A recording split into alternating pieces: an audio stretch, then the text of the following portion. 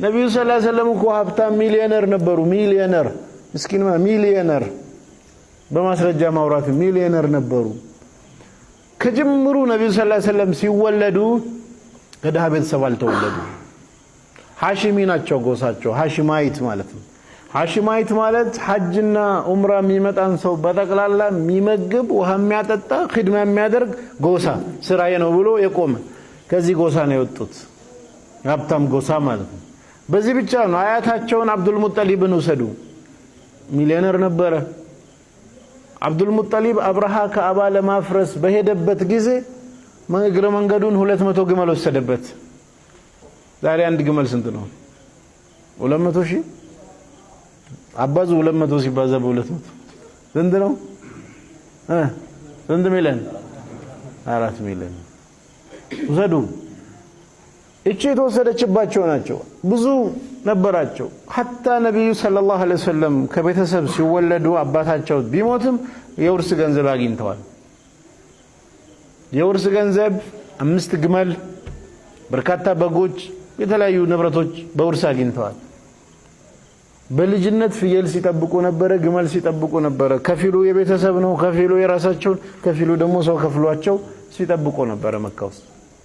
ከዛ ሲያድጉ ምንድነው የሆኑት? 16 ዓመት አካባቢ ሲሞላቸው ንግድ ጀመሩ። አይደለም ነጋዴ ናቸው። ንግድ ጀምሮ ሻም የተለያየ ሀገር ሲንቀሳቀሱ ነበረ። ከዲጃ ጋር የተገናኙት በምንድነው? በንግድ ነው። ታማኝ ነጋዴ ነበሩ። ከሌሎቹ የተሻለ ጸባይ ያላቸው በቃ ትርፍ ጋራ የኔን ንብረት ንግድ ነው ያለችው። ሲጀመር በምን ተገናኙ? ነጋዴ ናቸው ማለት ነው። ከዲጃን ሲያገቡ 12 ግመል መህር ሰጡ። ደሃ ሰው 12 ግመል መህር ይሰጣል? ምስኪኑ በፍጹም። አንዳንድ ሰው በቃ በኸዲጃ ገንዘብ እድሜያቸው ሙሉ እንደኖሩ አድርጎ የሚያስብ ሰዋል። ነብዩ በኸዲጃ ገንዘብ አልኖሩ። ነብዩ ነብይ ከመሆናቸው በፊት ነጋዴ ናቸው።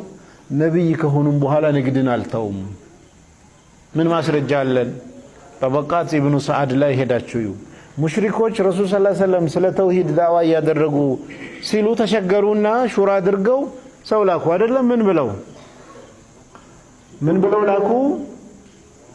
ስልጣን የምትፈልግ ከሆነ ከሁላችን በላይ ባለ ስልጣን እናረጋለን። ተውሂድ የምትለውን ነገር አቁም። ሚስት የምትፈልግ ከሆነ የሚያማምሩ አሉ የሚባሉ 10 ሴቶች እንድርሃለን።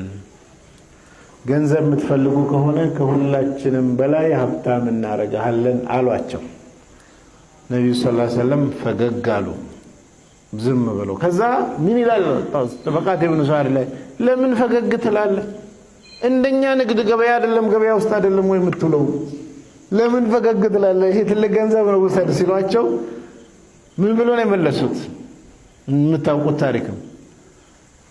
ፀሐይን በቀኝ እጄ ቢሰጠኝ ዱንያን በግራ እጄ ቢሰጠኝ ከዚህ የተውሂድ መንገድ አልመለስም አሉ።